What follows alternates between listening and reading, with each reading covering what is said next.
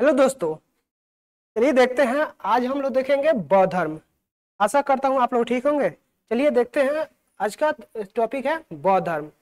ठीक है, लुसेंट का चैप्टर नंबर प्राचीन इतिहास का बौद्ध धर्म है। बौद्ध धर्म,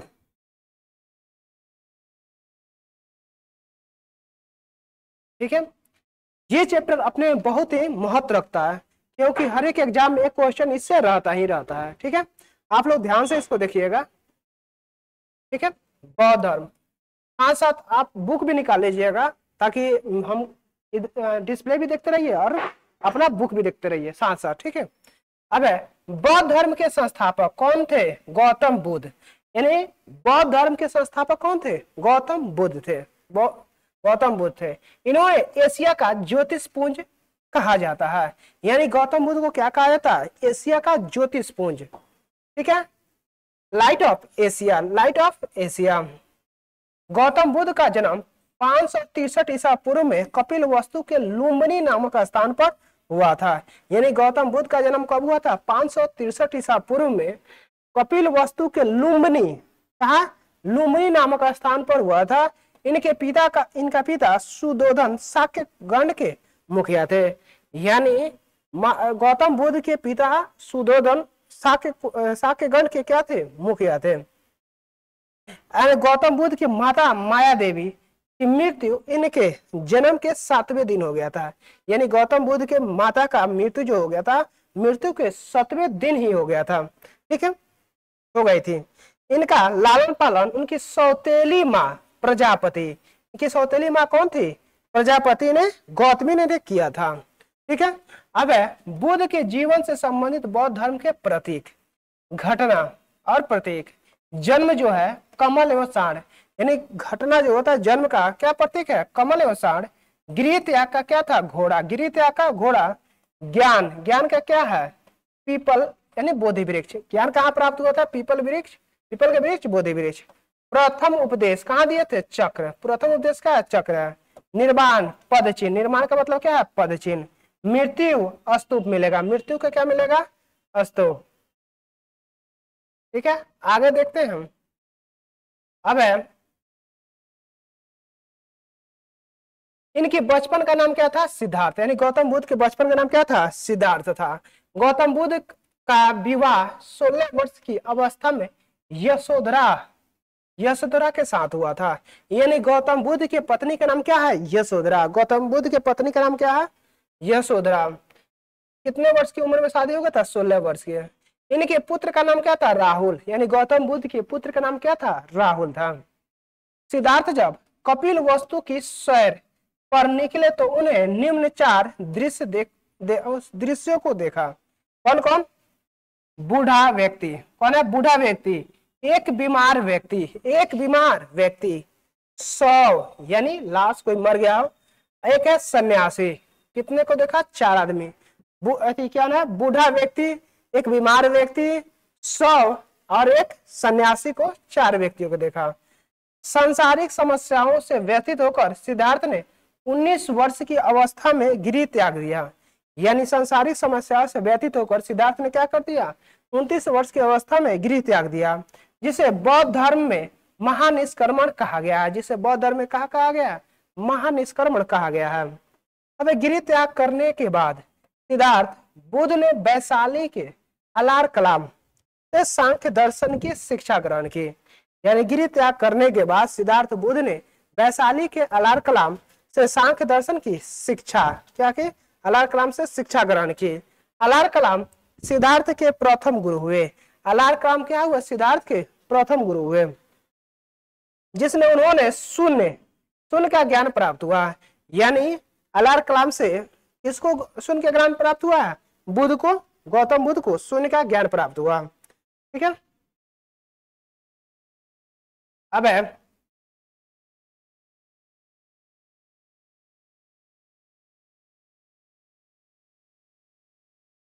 अलार कलाम। अलार कलाम अलार कलाम के बाद सिद्धार्थ ने राजगीर के रुद्रक राम पुत्र से शिक्षा ग्रहण की।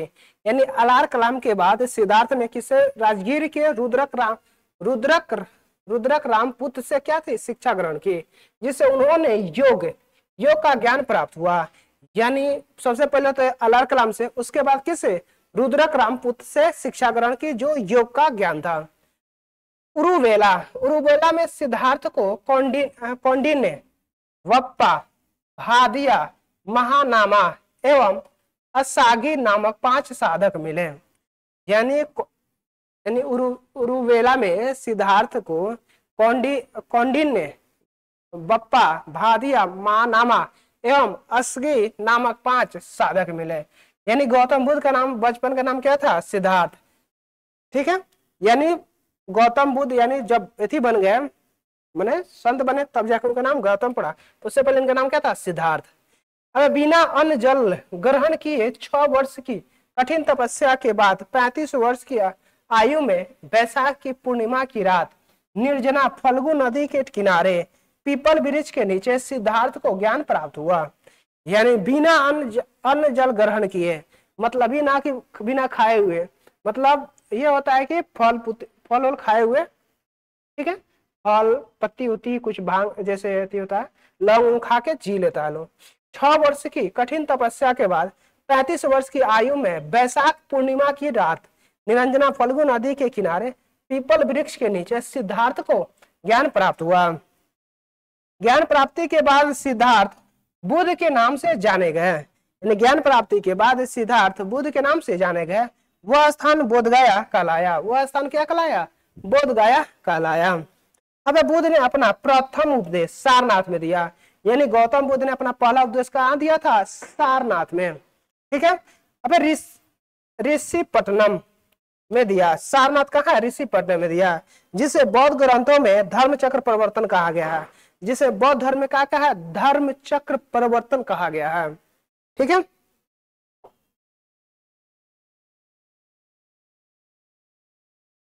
अब अगला है, बुद्ध ने अपने उपदेश जन साधारण की भाषा पाली में दिए हैं। यानी बुद्ध ने अपने उपदेश क्या किए हैं, पाली भाषा में दिए हैं। ठीक है, बुद्ध ने अपने उपदेश कौशल, वैशाली, कौशाम्बी व अन्य राज्यों में दिए।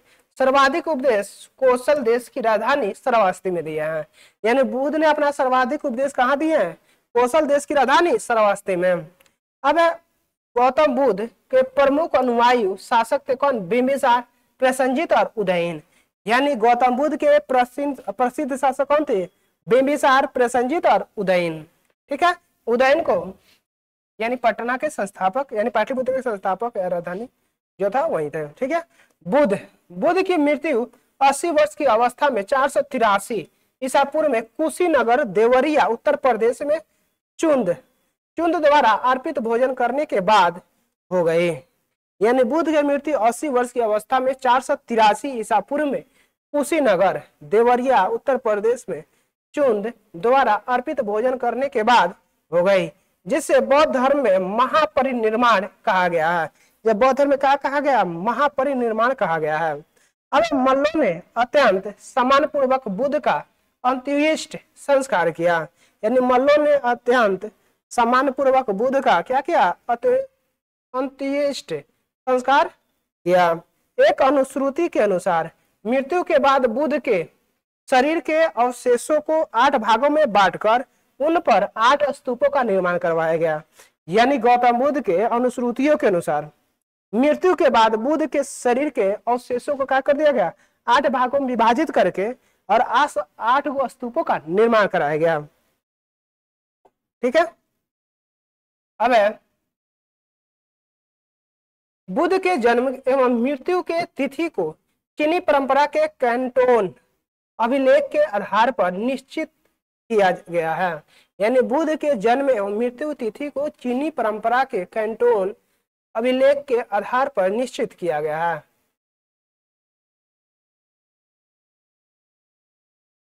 यानी अद्भुत भारत लेखक एल वासम के अनुसार 49 दिनों की तपस्या के बाद बुद्ध को ज्ञान की प्राप्ति हुई थी। कितने दिन, 49 दिन में ही। यह अद्भुत भारत का जो बुक है, एल विश्वास का। ठीक है, चलिए आगे देखते हैं हम। अब है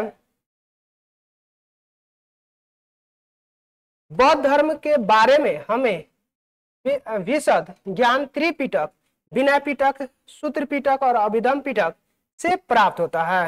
यानी बौद्ध धर्म के बारे में हमें विशद ज्ञान त्रिपिटक यानी विनय पिटक, सूत्र पिटक और अभिधम पिटक से प्राप्त होता है। तीनों पिटकों की भाषा पाली है। तीनों पिटकों की भाषा क्या है? पाली है।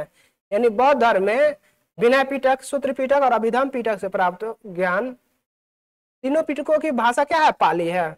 अब है थेरवाद मत की पाली त्रिपिटक सबसे पुराना है। थेरवाद क्या है? थेरवाद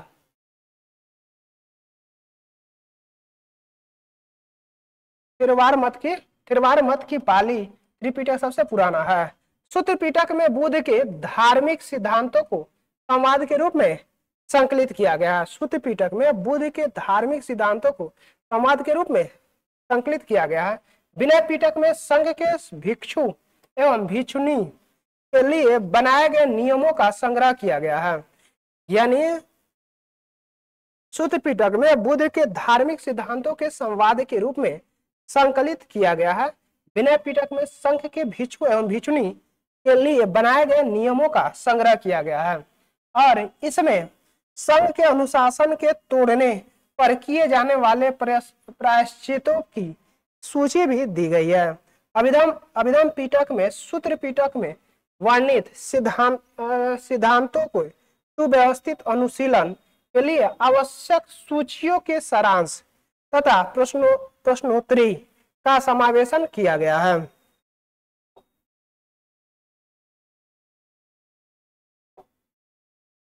अब है पाली त्रिपिटक। पाली त्रिपिटकों की पहली शताब्दी ईसा पूर्व में श्रीलंका के शासक क्या लिखा है? बतगामिनी। क्या है? बतगामिनी की देखरेख में पहली बार लिपिबंद किया गया है। यानी पाली त्रिपिटकों की पहली शताब्दी ईसा पूर्व में श्रीलंका के शासक बतगामिनी की देखरेख में पहली बार लिपिबंद किया गया है। सूत्र पिटक के 5 निकाय हैं। सूत्र पिटक के क्या है? 5 निकाय हैं। दीघ है, मध्यम है, संयुक्त है, अंगुत्तर कुद्दक है। बुद्ध के पूर्व जन्मों से जुड़ी जातक कथाएं कुद्दक निकाय की 15 पुस्तकों में से एक है। कुद्दक निकाय में धम्म पिटक नैतिक उपदेशों का धनात्मक संकलन, थेर गाथा बौद्ध भिक्षुओं का गीत और थेरी गाथा बौद्ध भिक्षुओं की गीत है। अब बौद्ध धर्म मूलतः अनिश्वरवादी है। इसमें आत्मा की परिकल्पना भी नहीं है। यानी बौद्ध धर्म मूलतः अनिश्वरवादी है, इसमें आत्मा की परिकल्पना भी नहीं है। अब बौद्ध धर्म में पुनर्जन्म की मान्यता है। यानी बौद्ध धर्म में क्या है? पुनर्जन्म की मान्यता है। वहीं अगर कहा जाए तो जैन धर्म में पुनर्जन्म की मान्यता नहीं है।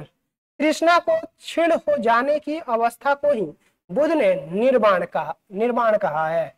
यानी तृष्णा को क्षीण हो जाने की अवस्था को ही बुद्ध ने क्या कहा? निर्वाण कहा है। और विश्व दुखों से भरा है। विश्व क्या है? दुखों से भरा है। उसका सिद्धांत बुद्ध ने उपनिषद से लिया है। बुद्ध विश्व दुखों से भरा है। विश्व क्या है? दुखों से भरा है, जिसका सिद्धांत बुद्ध ने उपनिषद से लिया है। बुद्ध के अनुयायी 2 भागों में विभाजित थे। बुद्ध के जो अनुयायी थे कितने भागों में? 2 भागों में विभाजित हुए। भिक्षुक यानी बौद्ध धर्म के प्रचार के लिए जिन्होंने संन्यास ग्रहण किया उन्हें भिक्षु कहा गया। यानी बौद्ध धर्म में जिन्होंने संन्यास ग्रहण किया उन्हें क्या कहा गया? भिक्षु कहा गया।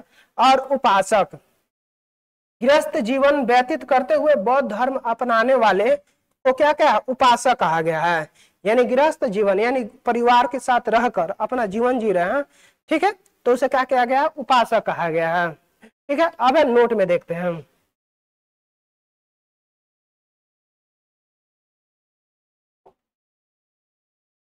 अब नोट है बौद्ध धर्म के वरिष्ठ साध्वी को थेरी के रूप में जाना जाता है।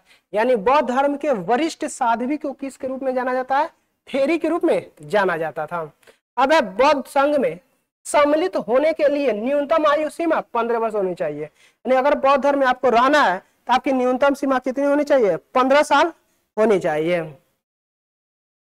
अब बौद्ध संघ में प्रविष्ट होने को उपसंपदा कहा जाता है। बौद्ध संघ में प्रविष्ट होने को उपसंपदा कहा जाता था। अब बौद्ध धर्म के त्रिरत्न है बुद्ध, धम्म एवं संघ है। बौद्ध धर्म के त्रिरत्न कौन है? बुद्ध, धम्म और संघ है। अब बौद्ध सभाएं क्या है? बौद्ध सभाएं के बारे में जानते हैं।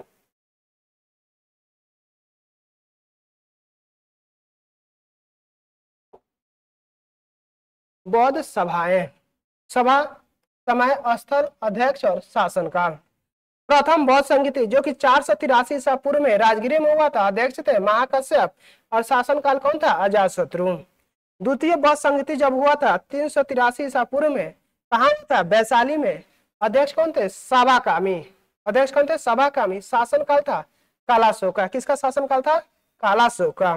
तृतीय बौद्ध संगीति जब हुआ था, बौद्ध संगीति 250 ईसा पूर्व में हुआ था पाटलिपुत्र में, मोगलीपुत्रिस्त अशोक के द्वारा। क्या था? मोगलीपुत्रिस्त। शासक काल कौन था? अशोक। चतुर्थ बौद्ध संगीति जब हुआ था 98 ईसा पूर्व यानी प्रथम ईसा पूर्व में, कुंडल वन में। कहाँ हुआ था? कुंडल वन में। अध्यक्ष कौन था? वसुमित्र या अश्वघोष। चौथा बौद्ध संगीति हुआ था उसमें स्थान कहाँ हुआ था? कुंडल वन में। अध्यक्ष कौन था? वसुमित्र या अश्वघोष। और शासन काल किसका था? कनिष्क। किसका शासन काल था? कनिष्क। अब आते हैं चतुर्थ बौद्ध संगीति के बाद बौद्ध धर्म दो भागों में विभाजित हो गया। कौन कौन? हीनयान और महायान। यानी बौद्ध धर्म जब यानी चतुर्थ बौद्ध संगीति के बाद जो बौद्ध धर्म था वो दो भागों में विभाजित हो गया। कौन था?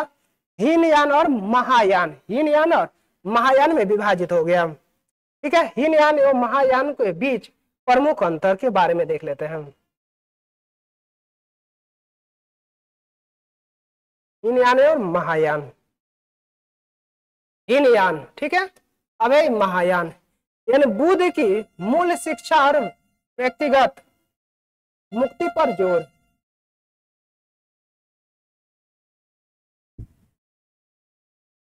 वही महायान है। क्या है? महायान सामूहिक मुक्ति, करुणा और बोधिसत्व मार्ग पर जोर दिया। ठीक है, सामूहिक मुक्ति, करुणा और बोधिसत्व मार्ग पर जोर दिया। कौन? महायान। हीनयान जो था बुद्ध को साधारण मानव मानते थे। हीनयान जो था बुद्ध को क्या मानते थे? साधारण मानव मानते थे। महायान बुद्ध को क्या? दिव्य प्राणी या भगवान मानते थे।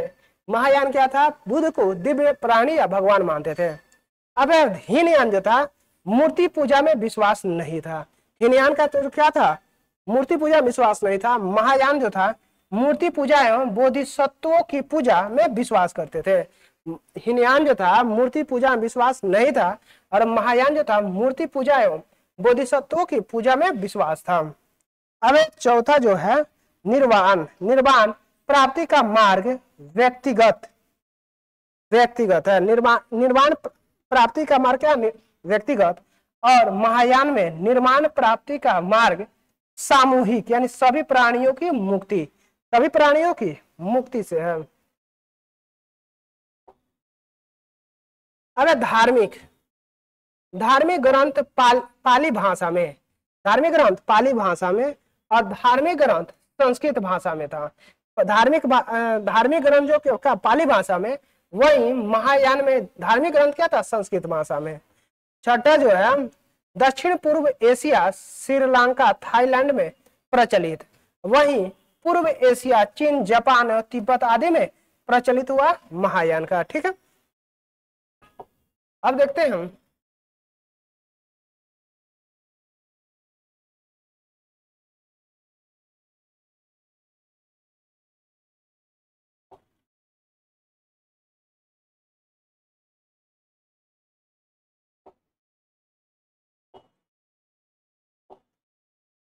अब है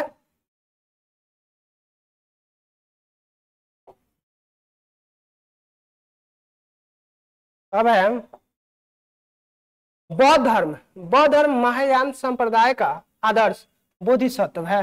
यानी बौद्ध धर्म जो है महायान संप्रदाय का आदर्श बोधिसत्व है। बोधिसत्व दूसरे के कल्याण को प्राथमिकता देते हुए अपने निर्माण में विलंब करते थे। यानी बौद्ध धर्म के महायान संप्रदाय का आदर्श बोधिसत्व है। बोधिसत्व दूसरे के कल्याण को प्राथमिकता देते हुए अपने निर्माण में विलंब करते हैं। अब संघभूति एक भारतीय बौद्ध भिक्षु जिन्होंने 4वीं शताब्दी ईस्वी के अंत में चीन इनको यात्रा की, उन्होंने सर्वअस्तिवाद विनय पर भव्य भाष्य लिखा। अब प्रज्ञा पारमिता सूत्र महायान सूत्रों में सबसे पुराने हैं और साथ ही महायान बौद्ध दर्शन की नींव भी है। यानी प्रज्ञा पारमिता सूत्र महायान सूत्रों में सबसे पुराना है और साथ ही महायान बौद्ध दर्शन की नींव भी है। अब विशुद्धि, विशुद्धि क्या है? विशुद्धि,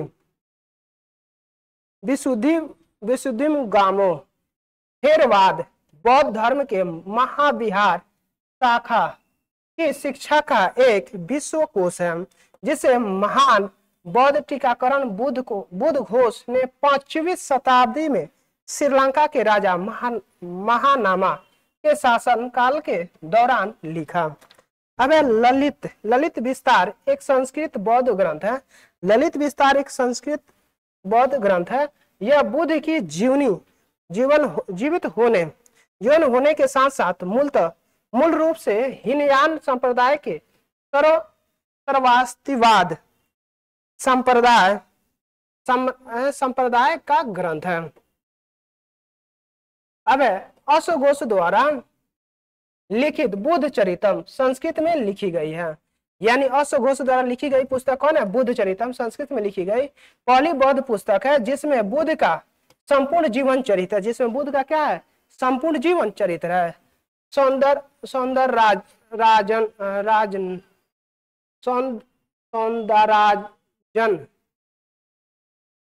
क्या है? सौंदरानंद एवं ब्रज सूची अशोघोष की अन्य रचना है। अब हीनयान का आदर्श आहर्त पद को प्राप्त करना है। जो व्यक्ति अपनी साधना से निर्माण की प्राप्ति करते हैं उन्हें ही आहर्त कहा जाता है। धार्मिक जुलूस का प्रारंभ सबसे पहले बौद्ध धर्म के द्वारा प्रारंभ किया गया। बौद्धों का सबसे पवित्र त्योहार वैशाख पूर्णिमा है, जिसे बुद्ध पूर्णिमा के नाम से जाना जाता है। इसका महत्व इसलिए है कि बुद्ध पूर्णिमा के ही दिन बुद्ध का जन्म, ज्ञान की प्राप्ति एवं महापरिनिर्वाण की प्राप्ति हुई है।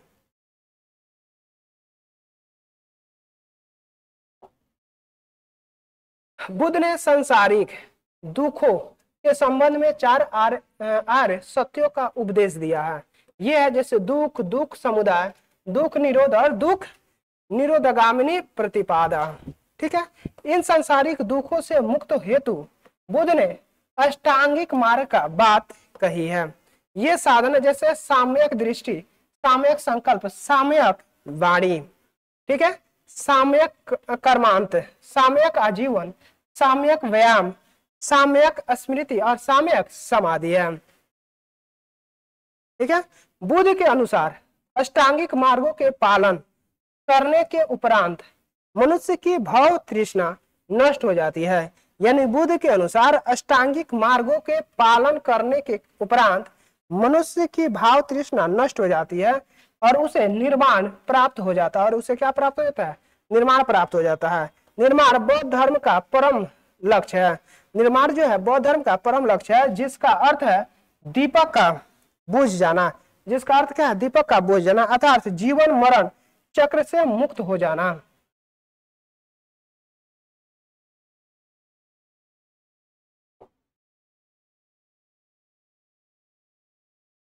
अब बुद्ध ने निर्वाण प्राप्ति को सरल बनाने के लिए निम्न 10 शीलों पर बल दिया है। पहला, अहिंसा, सत्य, असत्य, चोरी न करना, अपरिग्रह, किसी प्रकार की संपत्ति न रखना, मद्य सेवन न करना, असमय भोजन न करना, सुख संप्रदाय, बिस्तर पर नहीं सोना, अब धन संचय न करना, स्त्रियों से दूर रहना और नृत्य गान आदि से दूर रहना, गृहस्थों के लिए केवल प्रथम 5 शील तथा भिक्षुओं के लिए 200 शीलों का मानना अनिवार्य था।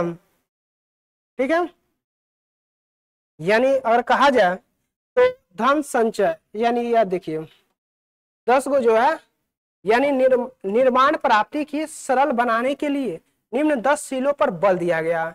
अगर 10 में से 10 को किसको मानना है, जो सन्यासी उन्हें 10 मानना है, जो गृहस्थ में रहते हैं उन्हें 5 मानना है।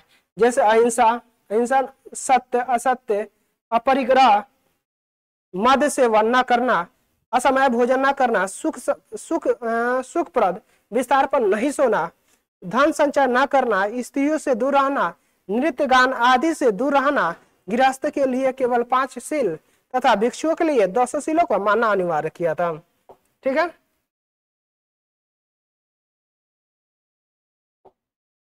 अब बुद्ध ने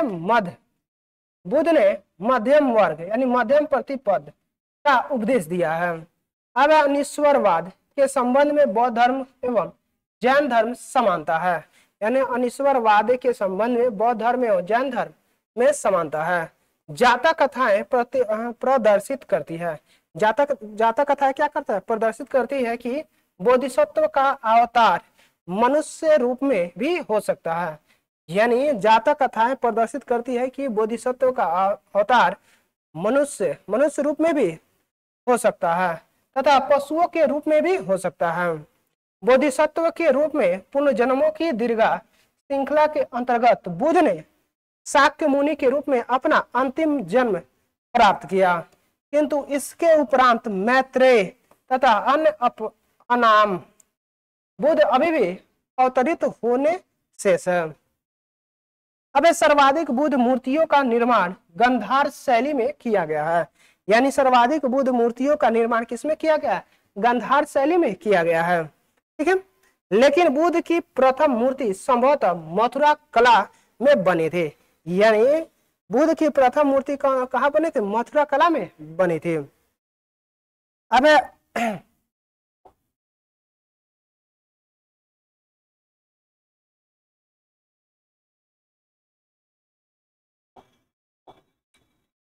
अब बोधि वृक्ष,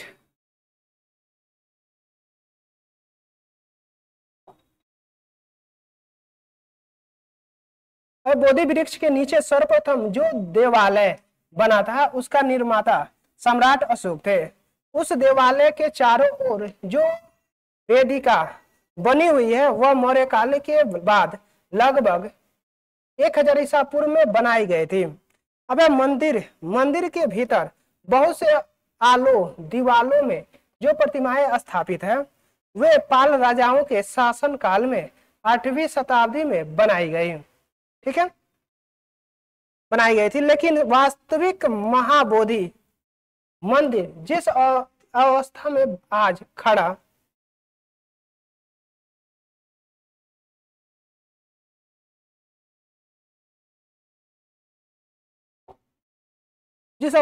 है वह अधिकतर औपनिवेशिक काल में अपने 7वीं शताब्दी के पुराणों के रूप में बनाया गया था। मंदिर का रूपांकन असामान्य किस्म का है, न तो इसे पूरी तरह द्रविड़ और न ही नागर शैली का मंदिर कहा जा सकता है। यह नागर मंदिर की तरह संकरा है, लेकिन द्रविड़ मंदिर की तरह बिना मोड़ सीधे ऊपर की ओर उठा हुआ। ठीक है, तिब्बत, भूटान एवं पड़ोसी देशों में बौद्ध धर्म का प्रचार पद्म संभव गुरु रिनपाच ने किया। इनका संबंध बौद्ध धर्म के ब्रजयान शाखा से था। इनकी 1, 2, 3 फीट 123 फीट मूर्ति हिमाचल प्रदेश रेवातसर की झील में है। अब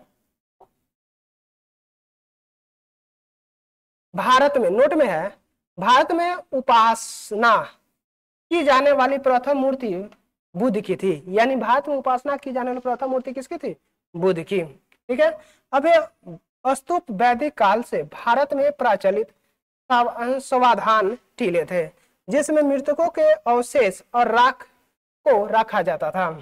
अब अशोक के शासन काल में स्तूप कला अपने चरमों उत्कर्ष पर पहुंच गई। उसने अपने काल के दौरान लगभग 84,000 स्तूप बनवाए। कितने बनवाए? 84,000 स्तूप बनवाए। अब भारत के महत्वपूर्ण बौद्ध मठ, भारत के महत्वपूर्ण बौद्ध मठ, मठ है, स्थान है और राज्यों केंद्र शासित प्रदेश है। तो देख लेते हैं।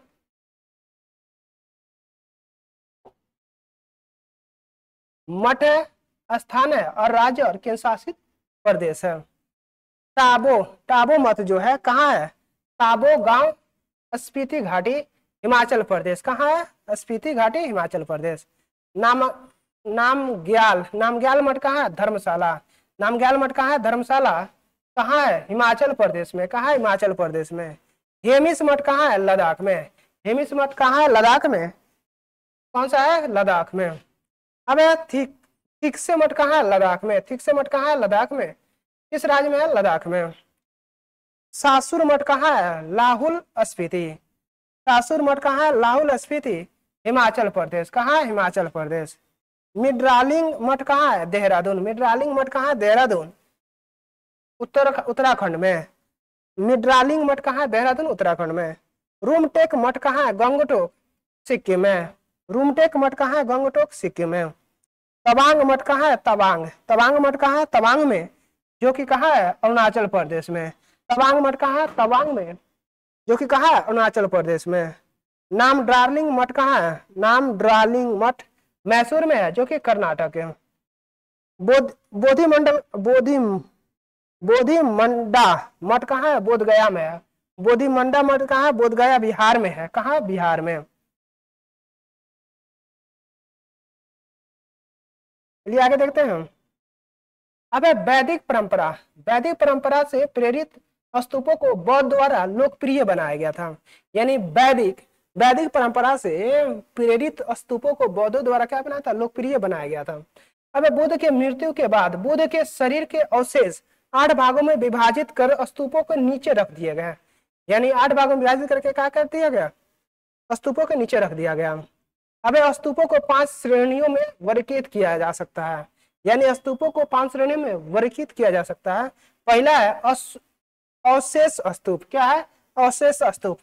अवशेष स्तूप बुद्ध और अन्य धार्मिक व्यक्तियों के अवशेष रखे गए हैं, जैसे सांची का स्तूप। क्या है? सांची का स्तूप। वस्तु स्तूप, वस्तु स्तूप जिसमें बुद्ध या उनके शिष्यों से संबंधित वस्तुएं रखी गई हैं, जैसे वैशाली का स्तूप। जैसे क्या है? वैशाली का स्तूप। अब है स्मारक स्तूप। क्या है? स्मारक स्तूप जो बुद्ध और उनके शिष्यों के जीवन की घटनाओं को याद करने के लिए बनाए गए हैं। यानी स्मारक स्तूप जो है, जो बुद्ध और उनके शिष्यों के जीवन के घटनाओं को याद करने के लिए बनाए गए हैं। जैसे श्रीलंका के अनुराधापुर का स्तूप। श्रीलंका का अनुराधापुर का स्तूप। अब है प्रतीकात्मक स्तूप। प्रतीकात्मक स्तूप, ठीक है, जो बौद्ध धर्मशास्त्र के विभिन्न पहलुओं के प्रतीक के लिए बनाए गए हैं, जैसे लोहा स्तूप। कौन है? ले स्तूप। अब है मन्नत स्तूप। क्या है? मन्नत स्तूप जो यात्राओं के उपलक्ष्य में या आध्यात्मिक लाभ प्राप्त करने के लिए बनाए गए हैं। अब है अशोक द्वारा बनाए गए स्तूपों में सबसे प्रसिद्ध मध्य प्रदेश का सांची स्तूप है। यानी अशोक द्वारा बनाए गए स्तूपों में सबसे प्रसिद्ध मध्य प्रदेश का सांची स्तूप है। ठीक है। उत्तर प्रदेश में पिपराहवा का स्तूप सबसे प्राचीनतम स्तूप है। यानी उत्तर प्रदेश के पिपराहवा का स्तूप जो है सबसे क्या है? प्राचीनतम स्तूप है। अब यह स्तूप आमतौर पर अवशेषों का निक्षेपागार होता था। यानी स्तूप आमतौर पर अवशेषों का क्या होता? निक्षेपागार होता था।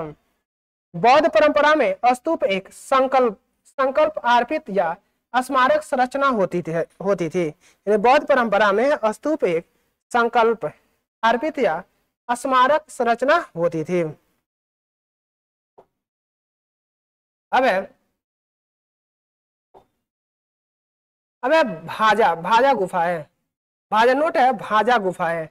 यानी ईसा पूर्व दूसरी शताब्दी के दौरान निर्मित 22 चट्टानों को काटकर बनाई गई गुफाओं का एक समूह है। यह महाराष्ट्र के लोनावला के पास पुणे जिले में स्थित है।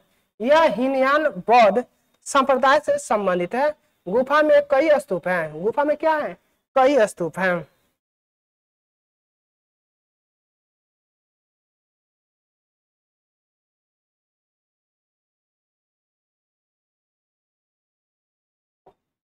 अब है बंगाल। बंगाल क्षेत्र में पाल राजवंश के शासक काल के दौरान बौद्ध धर्म की वर्ज्यान शाखा के विकास के प्रभाव से बौद्ध देवियों की पूजा की जाने लगी थी। इसके अंतर्गत तारा देवी की मूर्ति अत्यंत लोकप्रिय हुई। इन मूर्तियों में तारा को एक सिंहासन पर विराजमान दिखाया गया। तारा को क्या किया गया, विराजमान दिखाया गया। अब उनके साथ एक टेढ़ी कमल नाग उगी हुई दिखाई गई है और उनका दाहिना हाथ अभय मुद्रा में उठा हुआ दिखाया गया है। अब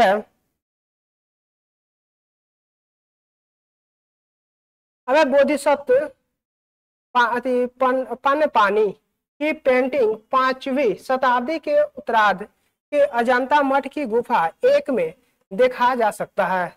अजंता की ये गुफा वर्तमान औरंगाबाद महाराष्ट्र में स्थित है।